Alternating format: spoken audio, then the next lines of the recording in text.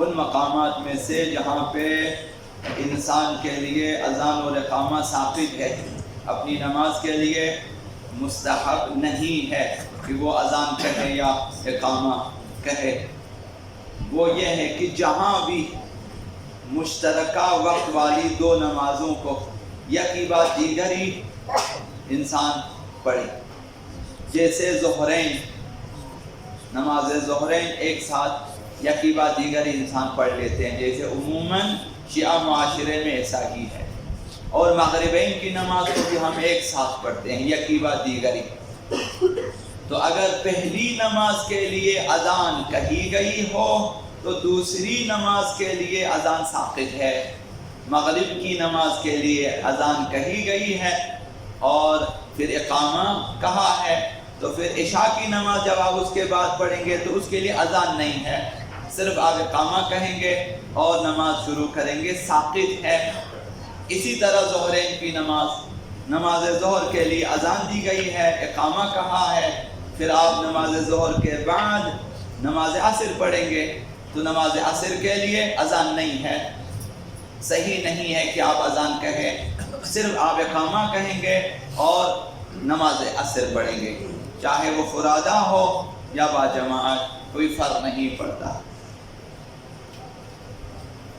بعض مقامات پر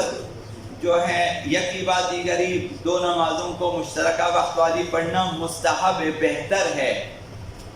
جیسے عرفہ کے دن روز عرفہ ظہرین کی نماز کو ظہر کی فضیلت کے وقت میں پڑھنا بہتر ہے۔ اسی طرح جو لوگ عید قربان کے دن مشعر الحرام میں ہے حاجی حضرات،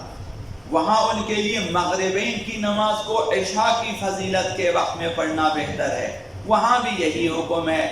کہ جب دو نمازوں کو ایک ساتھ پڑھیں گے، پہلی نماز کے لیے اذان کہی گئی ہے، دوسری نماز کے لیے اذان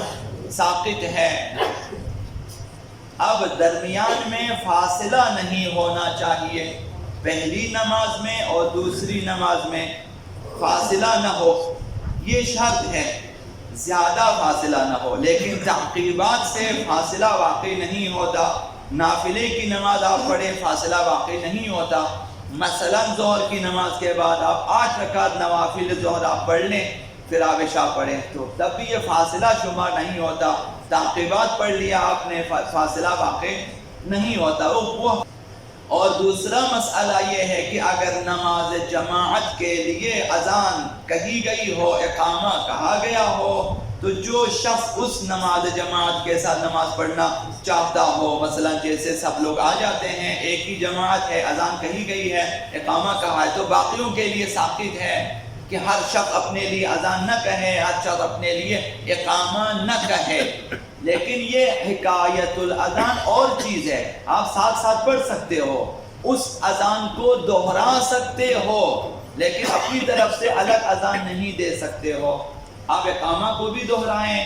اس باب میں تفصیل سے بات ہوگی انشاءاللہ العزیز، آپ حکایت الاذان کر سکتے ہو، مؤذن اذان دے رہا ہے، آپ ساتھ ساتھ پڑھ سکتے ہو، اقامہ کہہ رہا ہو آپ بھی ساتھ ساتھ کہہ سکتے ہو، یہ ثواب ہے، مستحب ہے، لیکن جماعت، ایک ہی جماعت میں نماز پڑھنے والوں کے لیے اپنی اپنی نمازوں کے لیے الگ سے اذان کہنا صحیح نہیں ہے، الگ سے اقامہ کہنا بھی صحیح نہیں، وہی ایک اذان وہی ایک اقامہ کافی ہے۔